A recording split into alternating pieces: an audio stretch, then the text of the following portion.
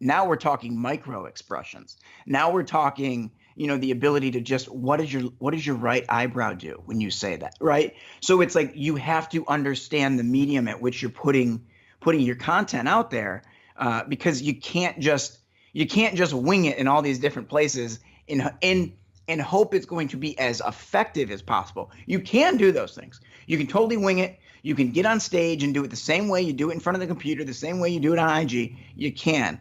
But the question is, are you doing it the most effectively way that you can? Hi, I'm James Taylor, business creativity and innovation keynote speaker, and this is The Creative Life, a show dedicated to you, the creative. If you're looking for motivation, inspiration, and advice while at home, at work, or on your daily commute, then this show is for you. Each episode brings you a successful creative, whether that's an author, musician, entrepreneur, performer, designer, or thought leader.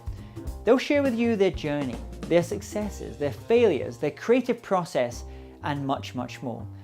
You'll find show notes for this episode, as well as free training on creativity, over at jamestaylor.me. Enjoy this episode. Hey there, it's James Taylor, and I'm delighted today to welcome onto the show Phillip Andrew. Phillip Andrew is an Emmy-Nominated Los Angeles-based television producer who speaks around the USA, educating and encouraging high school and college students through his high-energy entertainment and unforgettable storytelling. It's my great pleasure to have him with us today, so welcome. Hey, thank you so much, James. I really appreciate you having me on, and I'm excited to see where this creative conversation goes. So tell us what's happening in your world just now, what you're working on. So I'm currently working on a new dating show that'll be coming out here in the States. We're also doing, just came off of a show, a baking show. I kind of always just love telling people about television because for me, I'm one of those guys that I'm kind of all over the place.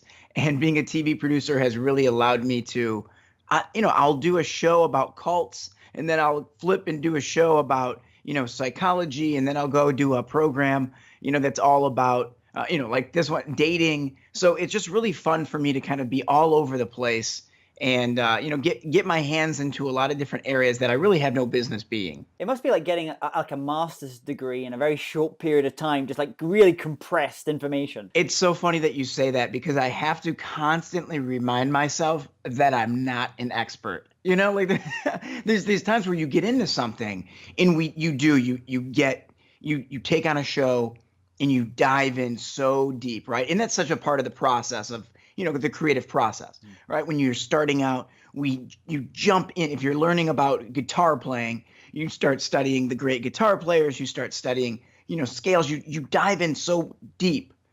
But I have to remind myself, but I'm only doing it for that show. There's people that have dedicated their entire careers to just guitar, to just this topic, to just dating.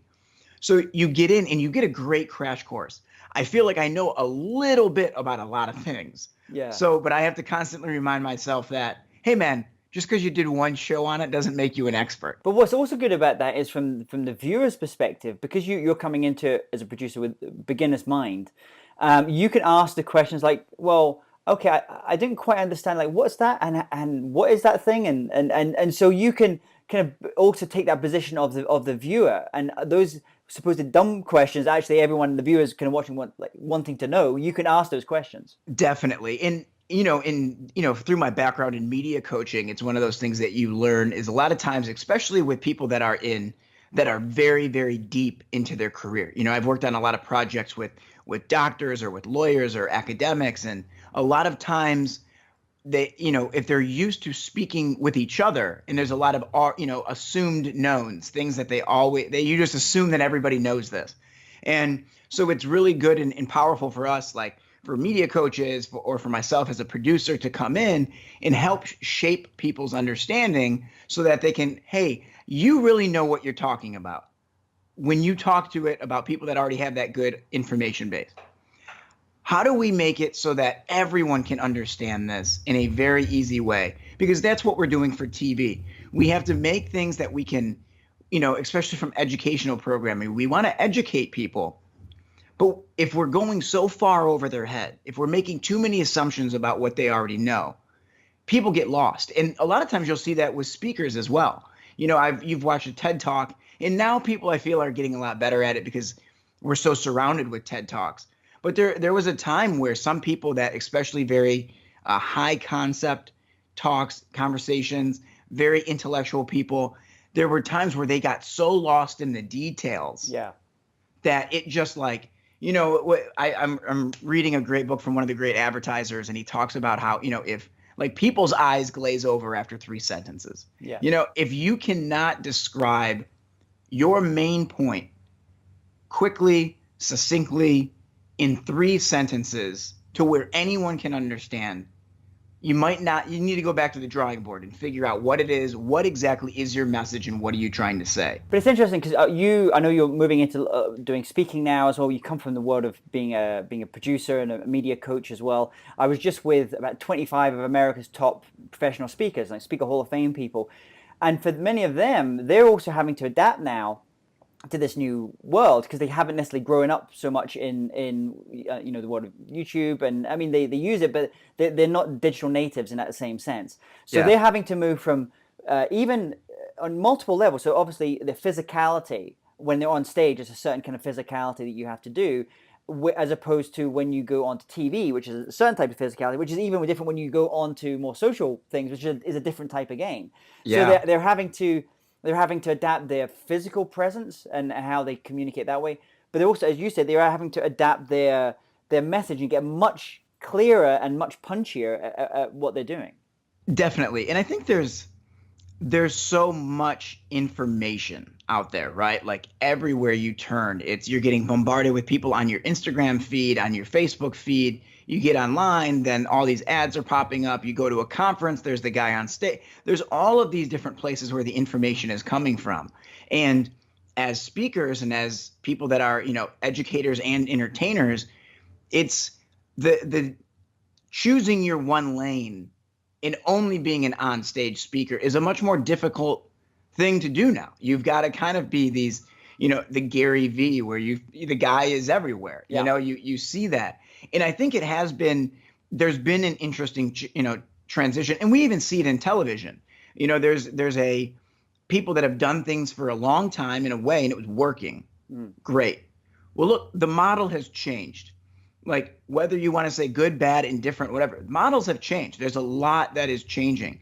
And so the people that are going to be able to push through, and here's the thing, that's how it always is, right? Like adaptations come, and if you can adapt to the changing landscape, you'll be able to benefit. But if you're really, a lot of times people are stuck, they get stuck in their ways, right? A lot of us were resistant to change. We don't want change. Change is scary. And those are sometimes, like right now, you can get lost behind really quick if you're not constantly kind of reevaluating what you want to do. And you're right. I mean, we even see it with actors at times. You take an actor who's amazing on stage, big motions, big hand gestures, big face, because they've got a big crowd they have to, and then you take them and you now put them on a small screen. And sometimes, and when you're in a small screen, and now we're talking micro expressions. Now we're talking, the ability to just, what does your right eyebrow do when you say that, right? So it's like you have to understand the medium at which you're putting your content out there, because you can't just wing it in all these different places and hope it's going to be as effective as possible. You can do those things. You can totally wing it. You can get on stage and do it the same way you do it in front of the computer, the same way you do it on IG. You can. But the question is, are you doing it the most effectively way that you can? And it's tough. Like, I'm not going to say that it's an easy thing and that I have every single answer, but it's a tough world. But here's why it's important, I think, as well. And when you're saying that is, I had the gentleman who was from LA, chief creative director for the agency of record for Red Bull, and we're having this discussion, and I remember a friend of mine who worked at Red Bull in Santa Monica saying to me, well, a lot of people don't understand about Red Bull as a brand is it's really a media company that sells sugary water, energy drinks. And so this is a thing I see now is already happening with speakers, and the good speakers are doing it. There's speakers like Vin Jiang, who's based in LA, and there's some great speakers doing it who are really thinking of themselves, Gary V, as media companies. And so a very subtle thing is, like, for example, now I travel, I've always got someone who's filming everything, and that's all there, and whether it's Instagram or it's for YouTube or whatever the the uses that we're going to use it for, but that's just a constant that's there. And I'm seeing more and more. I was in New York this week. I was talking with a photographer who's kind of taking on that role, working with a lot of great speakers who are now transitioning. They're already getting great fees as speakers, but he's just saying, listen, bring me along, because all this behind the scenes stuff and all those little moments, people want to see that into your world, because we've grown up now with reality TV. We're in a different place. The one thing that I will say what I enjoy about that is I think that you've got to really know who you are. Obviously high-end speakers, yes, right? And the one thing I'll say is, if, for people that are aspiring or, starting out as speakers, or they're starting out as, a personality, a media personality, or they're just getting started, and you see those things, don't just start replicating it without knowing your messaging and knowing who you are. Yeah. Because I think it's almost like I heard a great analogy about it one time. Like, obviously for us, we're Instagram generation, like everything is very instant, but they use this idea of the old way that you used to develop photos, and how you would take the photo, and then the photo needed to go into, what the dark room, right? And it needed to be in there. And if any light shined on that photo before it was ready, it would destroy the photo. And I think we've seen that happen with certain people, certain celebrities that get limelight before they're ready, or before they're mature enough. And it can kind of ruin careers or crush people. And I think there's something really important about when people are getting into this, they see the Gary Vees and they see the people that have all of this content. So they start putting out content. I think a trend we're starting to see, especially in like the motivational speaker world, the coaching world, is you're seeing a lot of parrots. You're seeing people that read a Tony Robbins book and then boom, boom, boom, boom, boom. They repeat all these things without taking the time, and they don't have the years of actually understanding the concepts behind them. I was talking on one podcast, and we kind of came up with this idea. It's the difference between knowing that 2 + 2 = 4 versus memorizing it. Like, do you know that 2 + 2 is 4 because you understand the concept, and then that means you can use that concept in other places that aren't only working when you have 2 apples and 2 oranges. You can use it anywhere. Or have you just memorized that 2 + 2 = 4, and then when people ask you about it, you're going to be lost. Yeah. So when you get out there and people are putting out so much content, so much stuff, if you don't really know your message, it's almost to a point where you're going to be putting out so much information that you're going to get lost in your own kind of BS a little bit. So I think it's really important for people when you're starting out. Like, obviously we have that period of time where we're just soaking up tons of information, and that's important. But when you're ready to start putting yourself out there in a big way, know what you want to be, like, know who you want to be, know what your mission is, know what that brand that you are is. And everything needs to support that, because we're no longer in the days where you get to be a person when you're in front of the camera and then you're somebody different on the other side. Yeah. Like, there's always cameras around now. If you're not living your message, you will eventually get exposed. Yeah, it's almost that difference between you're in LA walking down Sunset Boulevard and there's bars with cover bands in it, and they're great, they're really good cover bands, but they're only going to really be cover bands in that way. And obviously bands like the Beatles, you learn a lot of your craft through covering other people's stuff. Mm-hmm. Figuring out, okay, how is that structured? Okay, that goes from there. Oh, okay, I get that. And then you still need to go to that next stage of coming up with your own ideas, your own creativity, your own voice, bringing your own authentic you into doing. And like, so what Gary Vee does is very, very authentic to him, and that is going to be like put a lot of people off, and some people that's not my thing. But it's like finding what is your authentic voice, learning from the masters, learning from other people, and then putting your own unique kind of spin on it as well. So where did it all begin for you? How did you get into this kind of crazy world of producing and now speaking? Yeah, it's such a weird little journey for me. So I'm originally from Detroit. So I grew up about 10 minutes from downtown Detroit on the south side. And for me, the entertainment stuff, my mother was very, pushed me to get into theater, into speaking contests. Always had, kind of did like all the student council stuff. All that really pushed me to be, and I'm so grateful for that, because in the time you don't really understand, you didn't understand the fears that people have behind, public speaking and being in front of others. But so I really started to enjoy it. I got comfortable with it. It was fine. When I was 17, I started DJing. So I was DJing in and out of clubs in downtown Detroit, downtown Windsor. So, I would have nights where I would just be, I'd be the guy on the microphone. Hey, here comes Tina for the hot body contest, right? Like that would be me doing all of those silly things. And so I just always loved entertainment. And I knew that I didn't know what I wanted to do, but I knew I loved entertainment. So, I started DJing when I was 17, went to college. I went to Michigan State University and studied TV and film as well as business.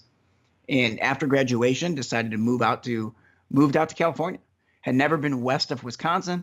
Had really no idea what I was doing, what I was getting myself into, but just like really fell into and loved the journey. And I ended up, I met a guy playing basketball at the park who was getting promoted, and as soon as he found a replacement, he was going to get a promotion. So I ended up starting on a show called Undercover Boss on CBS, and this is 2009, and got into TV and just absolutely loved it. And then so for me, my television journey, it continued on, and I just kept working my way through the ranks, like working as a production assistant, associate producer, moved up into segment producing, and learned how to shoot because I wanted to know how to frame the shots and understand it from that world. I got into editing so that I knew how to do the post work on it. So it was like learning all of those processes so I could take something from the beginning all the way from the concept of creating the ideas all the way through the end on how we could deliver it. And I just fell in love with it. And then because of that, I started producing. I started having people ask me to, help them get better on camera. I've done thousands of interviews on camera, off camera, for casting, for people that are on TV shows, and, helping people kind of craft their sentences, craft their story to give the best performances. And so people started asking me, hey, can you help me with this? Hey, can you come to this seminar and be our, expert? And I started to say, man, I really love this. I love helping people. I really enjoy it. So it kind of came into that world. That was where a lot of the coaching, came from. Out of that, and I'm sure you've experienced this, you start seeing for every one or two people that they just need more screen time. Like there's some people that they just need more practice. Like you're great, you're good. You need to practice in the mirror a lot more. You've got the raw skills, but you're not ready. Then there's the people that are amazing in conversation, and then the second you hit record, their whole world gets, they immediately become the third grader who raised their hand and they thought they knew the answer in math class and they got it wrong and everyone laughed and oh my God, they got made fun of and I'm never going to do that again. I don't want to experience that again. Oh my God, are you pointing the camera at me right now? What is happening? What's going on? Oh, who are all these people? What are all these lights, right? Like that crazy shutdown happens. And so that it kind of just, it gave me like that. I started really studying a lot of the psychology behind it. Where are we going? What happens when that where is our brain going? What are we tapping into? What are the emotions? What are the fears? What is the shame, the guilt? What are these things that we're holding on to that are preventing us from giving the best performance?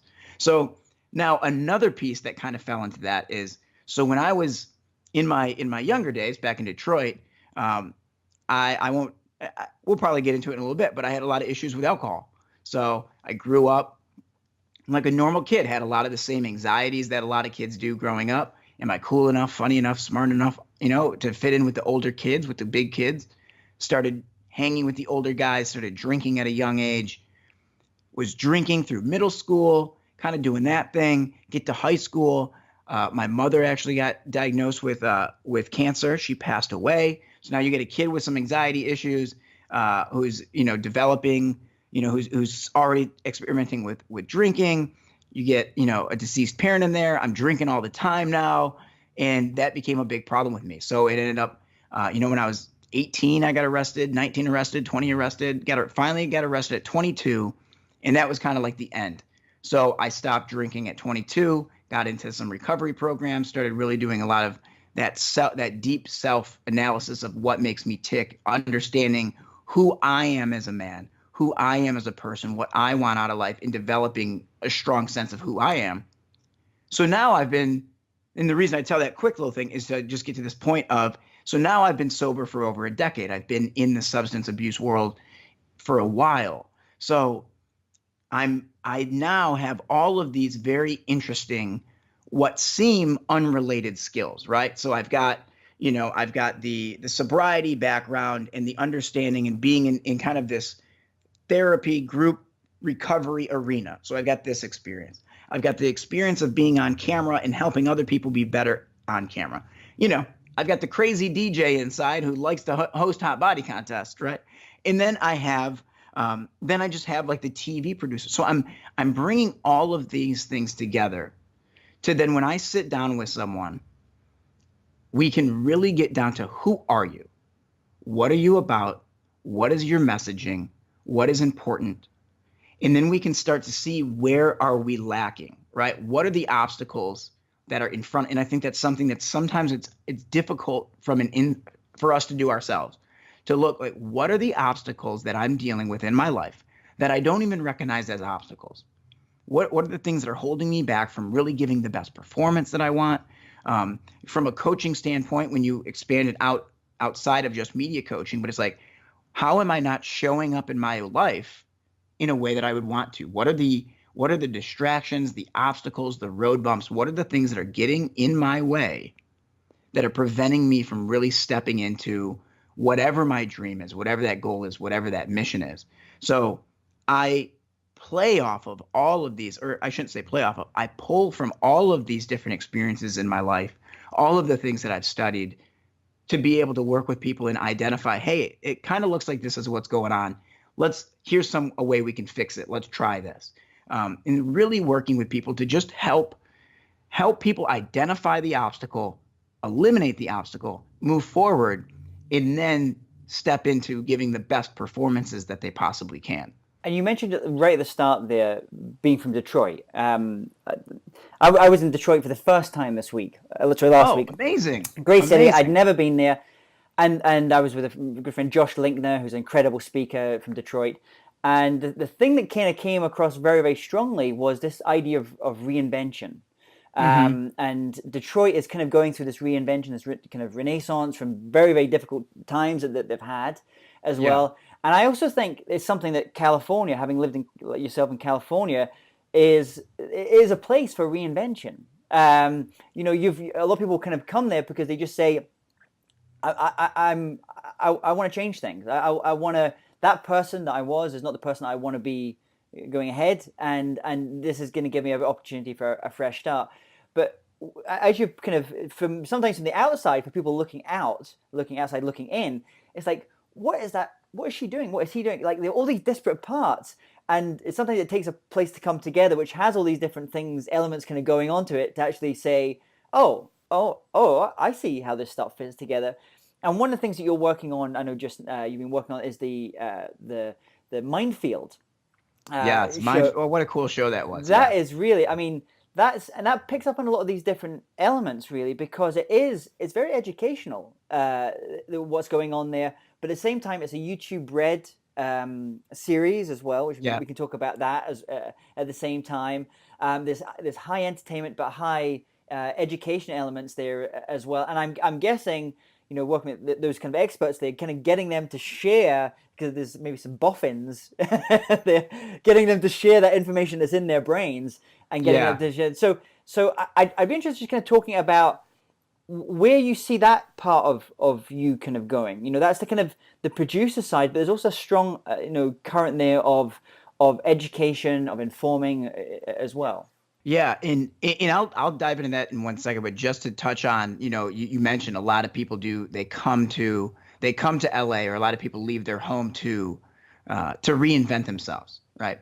Which is great. And I think people should always be thinking, like, who do I want to be? How do I start showing up as that powerful person? But I do want to say, the problems that you have in Iowa or in Missouri or Florida or the UK, they follow you if you don't address them. So, in Los Angeles, everyone jokes, they call it the city of broken dreams, right? For everyone that moves here with a dream and they know exactly what they want and they know who they are, there's a lot of people that are that are they think they're leaving the baggage behind in Texas, but they're bringing it with them. So I would encourage people too to just like do some of the work, like do the work on yourself to really understand who you are. Reinventing yourself isn't sweeping everything under the rug and pretending that it's not there. Yeah. I had to identify that there were a lot of things in my life that happened to me when I was 6, 7, 8, 9 years old that were still impacting my views of the world, that were still impacting the way I treated people, thought about myself, the way I showed up to others. There were things that that happened at 5, 6, 7 years old that were still impacting me as a 26, 27, 28-year-old man. And changing your location is not the only answer. I always encourage people to do the work. Don't just run away from the problems. That's like the Detroit thing. It's not that they've said that stuff never happened. That stuff very much did happen. And they said, okay, well, why were we getting beaten by, for example, car companies from other parts of the world? What was going on there? We had to reskill, retrain. Exactly. There was a lot of kind of deep work that really had to go on there. Yeah, you can't just shut the door on the past. Like you've got to be able to, like I always love it, right? What's the quote that everyone always says is like, you either win or you learn, right? You either win or you learn. And it's like if you're losing, if you feel like you're losing, like you're not losing, like just get a lesson out of it. Like learn something from what's going on and be able to evaluate it. So, but a much more interesting thing, Mindfield. Great show. Loved it. Tons of fun.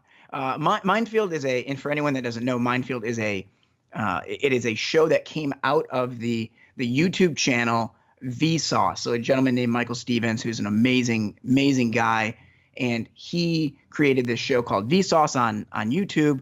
It eventually became big enough and garnered a great following. I don't know if that's the right word. Had a great following with people. And he always focused on science. And it was pretty much just very, very broad science, anything.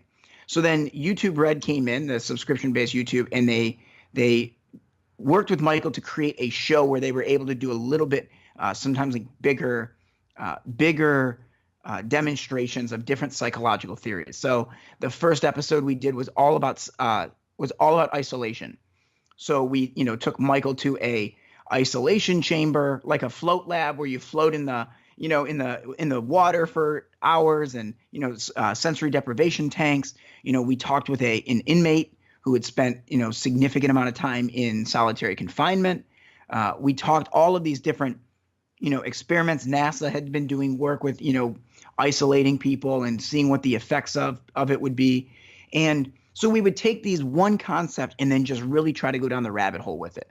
And so one of the episodes that we were actually nominated for the Daytime Emmy for was an episode called Greater Good, which was all about the idea of at what point, like we've had these experiments, the Stanford prison experiment that went really wrong and really did some damage to people. And then the Milgram experiments, which were experiments where it was all about influence of authority. So people were asked to push a button that would shock a person that was hooked up to electrodes, right? They weren't really hooked up to it, but they were being told to shock them harder. No, dude. And people were very influenced by this. But it could kind of mess with people after they've gone through these experiments. And it was this idea, at what point are we going too far, right? We learn a lot about human nature. We learn a lot about these things and what humans are capable of and why they do the things they do. But we also broke some eggs making this omelet. And is it worth it? Is it worth it breaking? And to be able to work on projects like that, where you walk away with, like, I remember walking away days from set where you just felt so proud. Like you come in, you read the idea or you talk about the idea, and the first thing that goes through your head is like, no way. There's no way we can pull this off. I don't know how we can do this. There's this problem and this problem and this problem, and this is going to happen. And what about this? And then you get overwhelmed, right? And I mean, I don't know how many of your listeners can attest to that, but like I get overwhelmed in the moment when I look and I'm like, oh my God, there's so much work, so much we have to do. When I sit down to edit a project and I've got, when I'm going to sit down and I have to edit a 5-minute video, and I've got 18 hours worth of footage, and I'm like, oh my God, where do we start, right? You get overwhelmed. But to be able to slow things down, remind yourself, like, no, I've been here before. I've done this before. I know what I'm capable of. Great. I can't do it all at one time. So what can I do right now?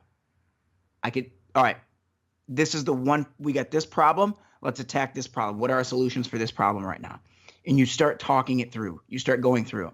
So then once you've gone and you've kind of done all of the problem solving, and then to sit on the other side of it after a long day of shooting, and you see what you got, and you see the effectiveness of it, and you understand the message, and you see it coming together in your head, the amount of pride that you feel in the product, and in the pride you feel in your team for making it happen, and for all those late nights and those moments when you wanted to quit, and those moments when you wanted to say, this isn't going to work, let's change it, but you said, no, let's figure it out.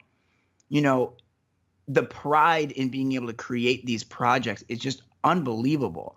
And especially, for me, when it can be something that is educational. And I think that's the great thing.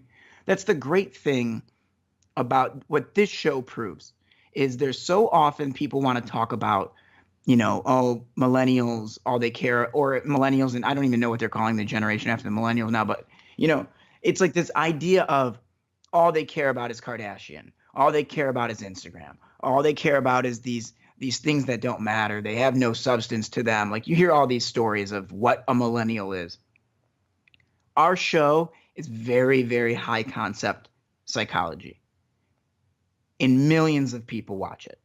And it's like that idea that, look, sure, there's people that want to watch, the Kardashian show. There's people that want to watch Housewives, and that's fine.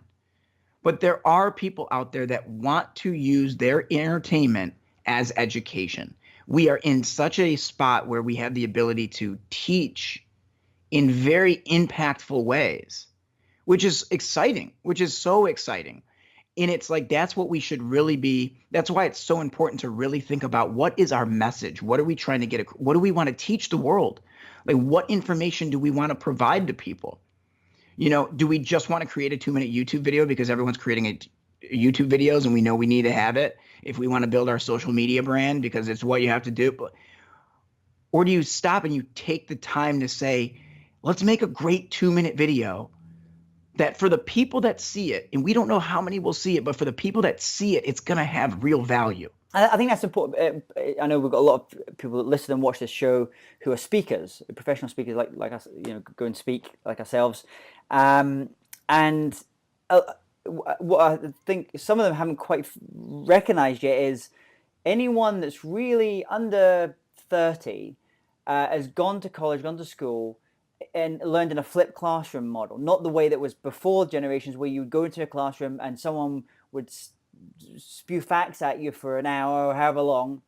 Most people that have come up now, and certainly my generation, younger for yourself, we kind of came up through this flipped classroom model where we were taking some content, it was online, some things with the teacher, then we were doing a lot more collaboration work. And I find it really interesting when you go to a lot of events, a lot of the event organizers I speak to now, and people that bring me in to speak, is they're from that generation as well. And they say, we don't want those same speakers anymore that are just kind of coming in and giving a 1 hour, like a lecture. And so we want, that needs to be different, because this is a different kind of audience now. It's a younger audience who are coming into those executive positions in companies. And the other thing, even when it goes to your speaker video, your speaker reel, I've been thinking about this a lot just now, and kind of watching your work and work with some other speakers I really admire.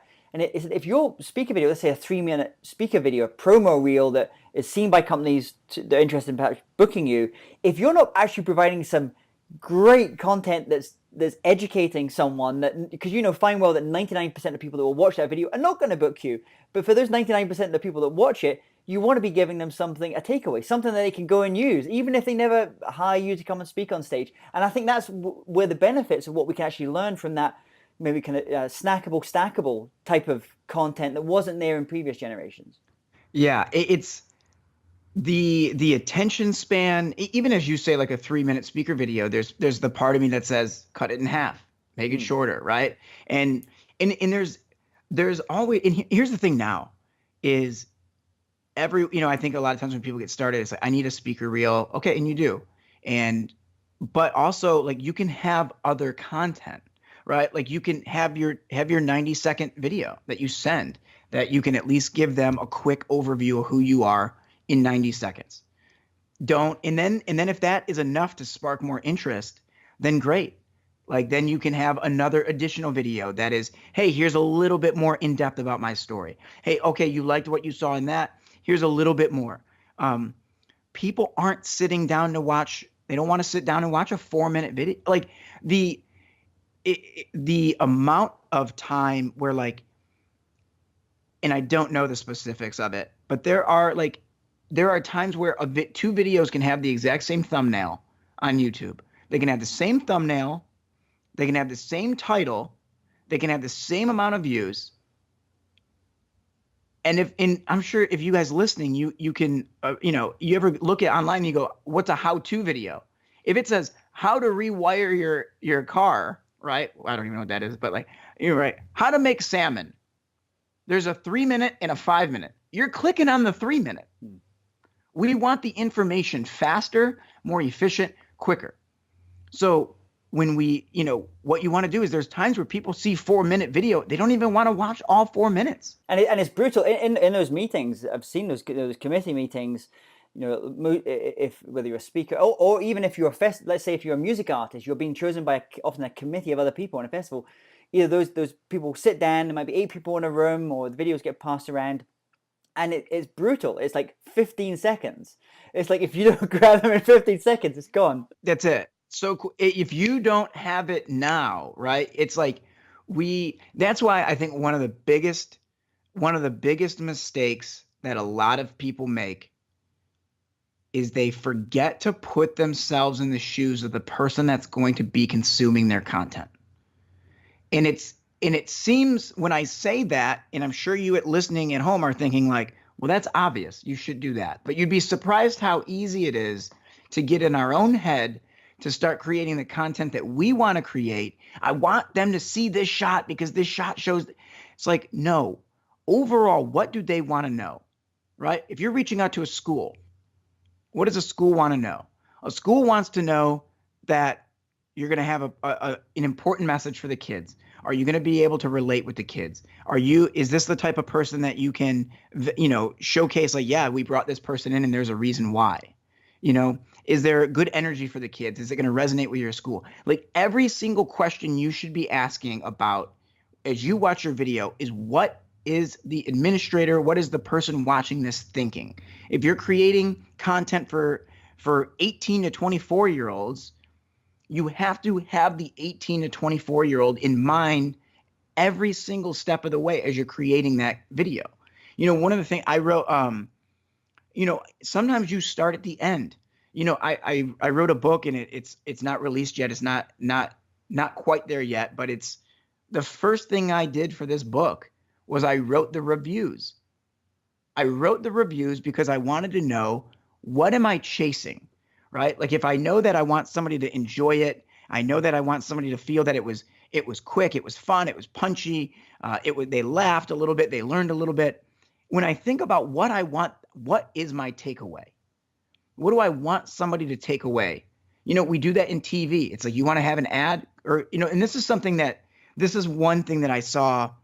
We saw this transition in television happen where, there's a lot of, when I came up on set, I was experienced to, I was a 23-year-old kid on set with people that were 30, 35, 40, 45 that have been in the industry. I'm learning from these. I'm soaking things up. The change now is you have a lot of kids that aren't going that route. They've always had a camera in their pocket. They've always had access to the best video equipment. They know how to add a really a nice song with a slow motion push, and they know how to create these images. But they don't necessarily always understand the importance of story and what the messaging is. And so I had times where, kids from Michigan State or other schools I'd go to, they'd send me their videos and they'd be like, hey man, check out my video. And I'd watch it and I'd be like, hey, look, man, it looks great. You obviously had access to a great camera. You know how to hit record. You know how to frame right. You know how to find an emotional story or an emotional song. Great. But what do you want me to feel? what is your call to action? What's the point? And it would be like, what do you mean? They'd be like, oh no, I created a minute video. Their idea was, I just created a minute video, but they didn't have any purpose behind it. There was no purpose on what they wanted. So when I watch it, I'm gonna go, look, what should I want to do now? Should I want to open my wallet and give you my money because you just sold me a product? Should I want to, pick up my cell phone and call my mom and tell her I love her and I miss her because I just felt so moved by your video? What do you want? And I think so often people start in the process of just going and they're creating without the end user, end consumer in mind. And it's like we miss such a powerful opportunity to really have an impact on that person. And that's why we're doing these things, right? Like, I think a lot of speakers, we want to create real change. I think for every guy out there that just wants to make a lot of money, like, sure, that guy is out there, but there's not as many. I think when I speak and I sit with speakers and coaches, they genuinely do want to help people. So think about it. Like, what is the content that you want to really help people? What is your message that you really want to get across? And keep your end consumer in mind the whole way through, and then just hope for the best that people watch it. And in your own creative journey, has there been a particular aha moment, a light bulb moment, a time when you had a real key insight and this is the kind of work you wanted to do, or this is the message that you wanted to get out into the world? That's a good one. I think there's been a lot of little moments. I don't think for me, I hear a lot of people talk about that one magical moment they had. For me, I don't think it's been that. I think it's been like a nice journey of things, just kind of moving through. I will say, if I could do one thing. So last year, 2017, I DJ'd I put together my own European tour, and I DJ'd I got a chance to go, I went overseas for a bit. I went and DJ'd in London, DJ'd in Prague, DJ'd in Romania. I got a chance to kind of go and do this thing. And the really powerful thing, it was one of those things that was kind of a bucket list thing I'd always wanted to do. And I went and I did it to realize, like, I don't want that life. Like, I don't want to do that. Like, I enjoyed it. I had a blast. Don't get me wrong. It was an amazing trip. But I also knew, like, that's not my passion. Like, I love DJing. It's fun. But I don't want to make that my world. If I don't want that to be, when we're at my funeral, if someone said, man, Phil was a great DJ, or even if someone said, you know what, Phil was one heck of a TV producer, I think that would be a failure. I would look at that as a failure because that's not what my mission is. Mm-hmm. And I think it was a very, and I won't say that I didn't know that. Like, I won't say that it was like this mind-blowing discovery. Like, I won't say, it wasn't like I was on this path to try to be Calvin Harris, and then I went and did that trip and I realized, wait, I'm no Calvin Harris. But I think what we have to do as individuals is understand, I'm talking about Calvin Harris, I'll use him as an example. It's easy to look at him, and this is for DJs or for musicians, and it's easy to look at the people that you look up to and want their life. It's super easy to look at Calvin Harris and want all of the amazing things that he has, the money, the fame, the whatever, all those things. That's easy. Everybody wants that. Everyone wants to be LeBron. Everybody wants to be Calvin Harris. Everybody wants to sell their app for, billions of dollars and be Mark Zuckerberg. But what you have to look at is, do I have the passion? Do I have the passion to do this? Do I have the passion for music creation, to sit in a studio for 4, 5, 6, 7 days a week, for 8, 10, 12 hours a day, for the next 3, 4, 5, 6 years to get good enough to where I can start being like that? If you don't have the passion for the process of it, that is probably not where you should be. Don't just chase like, oh man, I want to be Calvin Harris. Because, we see this with actors, right? I see it with a lot of actors where they don't care about acting nearly as much as they just want people to talk about them the way they talk about actors. Man, Brad Pitt is, everyone loves him, and, women love Brad Pitt, and he must have the greatest life. If I could just get people to talk about me that way. And that's a trap.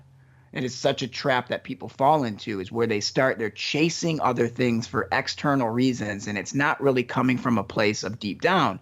And that's in I think that's it's sad, because you see so many people that go through life that they never really figure out what they're not happy from a day-to-day standpoint, because they don't enjoy the process. But I think we're starting to also see now a little bit more with, let's say, Instagram as an example, not that I'm giving Instagram a hard time, but as a platform, but there's really good things about it. But you're starting to even see where previously it was just the highlights video, the on stage, or the the award ceremony. And what I like about actually some of the Instagram TV things is where you're starting to see much more about the process. Yeah, you start to see like much more behind the scenes of. And some of it is like, frankly, is not even worth filming, because it's just, you're just sitting there at a computer typing, or you're sitting there working on that track for the bazillionth time. That is not quite this, you're trying to move that beat to that part there. So, but you're starting to see, I think, a little bit more of that about people opening up in terms of not just the highlights reel, but also all the process they go through, good and bad. I'm interested, so we mentioned Instagram there, but what tools or apps do you find really useful for the work that you do? Let's see. I will say, I mean, I love podcasts. Like, I really do. Like, I love connecting just like this, like being able to talk with you about these things. And I love podcasts for I think it's a great way for people to get the behind the scenes a little bit. I think that's what we crave. I think for so long, even with reality TV, we were told for a while, hey, this is reality. This is reality. I think a lot of people have gotten to a point now where they realize, hey, it's not really reality. There's a lot going on here. And I think we are a hyper aware. We are very aware as a society. I think we're very aware that we're always being marketed to, we're always being sold to, we're always being told what to think, blah, blah, blah, blah, blah. So I think there are a lot of people I think podcasts are so popular because people really enjoy, like if you listen to 5 of my podcasts, like you're going to know what I'm all about. Like you're going to know who I am, because you're hearing me constantly talk about what I feel, what I think. You're seeing the real me. It's not the image that I've created or things. And I think we're so burnt out on that imaging, because we're just getting fed that image all of the time. I love that you're starting to see more of the Instagram stuff, of the behind the scenes. Because, I mean, the truth is, I know Instagram people. I've got some individuals that I know through work that are, 250,000 Instagram followers, 500,000 Instagram followers, and they are 3 of them living in a 1-bedroom apartment in Hollywood, right? But they're portraying this image. And this is one of the things that I talk about to the kids when I go to high schools, and I talk about it, because there's that comparison, or what people call like the compare-itis or whatever it is, right? They're looking up to these people that are projecting these false lives. So I think it's really great that you're starting to see more and more of the behind the scenes. You want to see more people exposing and showing the struggle, and in creating it where people understand that it's okay. Like, it's not always a home run out the gate. And that's what we're seeing, is a lot of kids are developing these ideas where they think that they need to be perfect from the start. And if you're not amazing at it, I know you asked me about the apps, but I feel like this kind of taps into the creative idea. No, but it also it goes to the idea of, don't compare your back shop to someone else's front shop. What we see all the time on Instagram is front shop stuff. The highlight reel versus the behind the scenes. Totally. Yeah, so I think we're changing. But what about a book? If there's one book that you would recommend to people to read, what would that book be? You know what? I always kind of push this one. I love the Motivation Manifesto by Brendon Burchard. Is a book that, in the way I found about it, one of my favorite guys, motivational speakers that I follow. I'm a huge E.T., E.T. the hip hop preacher, Eric. He's my guy, right? He's a Detroit guy. He went to Michigan State like me. Like, that's my guy. I love that guy.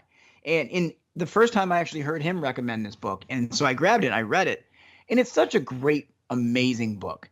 It really is, for just overall general motivation for creatives, for people that are creative. I think that I love Stephen Pressfield wrote a great book. He has many great books, but the first one I read of his was, the The War of Art, which I thought was a really solid book. And I will say, and I just grabbed this one. This is the one that I'm currently reading. This is Damn Good Advice by George. I think it's George Lewis. I'm not really sure. He's a very, very famous advertising executive. So I'm sure someone will be like, I can't believe you recommended a man's name or recommended his book. You didn't know his name. And I think that's an easy book. I like information that's really easy to digest. I'm not when you've got 45-page chapters, like I'm like, where am I going to stop in this? Like, I like it when it's just quick, punchy. You can sit down and either read 2 chapters or you can read 7, but you always feel like you have a natural stopping point. And a lot of these books kind of have that. I kind of mimic that. Like when I wrote my book that I'm working, I wrote a book called All the Reasons I Hate My 28-Year-Old Boss. And it addresses ageism in the workplace, and it's aimed at the late 30s to early 50s individual who is now experiencing working with a lot of times now in our startup culture, the millennial entrepreneurial spirit. You've got people that are working for people that are younger than they are. Yeah. And sometimes that can be a very difficult ego. It can be tough pill to swallow when everything that we've ever been taught in life was, when you get older, you get wiser, you get the keys to the car. Like, you can't do that until you get to this age. Like we from a very young age get taught this thing that with age comes wisdom, comes more power, comes this, comes that. And then all of a sudden you follow all these rules and you're working your way through the thing, you're following the rules. And then all of a sudden you're 45 and then you walk into work one day and your boss is 28 and you're like, what just happened? This doesn't make sense. And so it's a book that kind of addresses that. Very cool. So I want to make sure as well, even though the book isn't out yet as we're filming this, where should people go to learn more about you, maybe to get on your list, to follow you online, so when the book eventually does come out, they can learn more, and they can also learn more about your media coaching and your other things that you do? Yeah. So my website, it is phillipandrew.co. not .com. They're charging a lot for that M these days. I'll tell you what, man, that extra letter's a lot. But so yeah, you can go to phillipandrew.co. Also on all the social media platforms, you can, it's at Phillip Andrew LA. And in the Gmail, I always love hearing from people. I mean, if you're still listening to this and I haven't annoyed you enough with my ramblings and you're still here listening, I'd love to hear from you. It's phillipandrewla@gmail.com. And I'm always there. I'm always there messing around in the internet, interwebs. On the interwebs. Well, we'll put all those links here so people can check that out. Phillip, thanks so much for coming on today. I wish you all the best with the work you're doing, and obviously now you're speaking as well and sharing with us all about your creative life. Hey, well, thank you so much. It was an honor to talk with you, and I really appreciate it. Thank you, sir. If you're interested in living a more creative life, then I'd love to invite you to join me as I share some of the most successful strategies and techniques that high-performing creatives use. I put them all together in a free downloadable ebook that you can get by going to jamestaylor.me. That's jamestaylor.me to get your free downloadable ebook on creativity.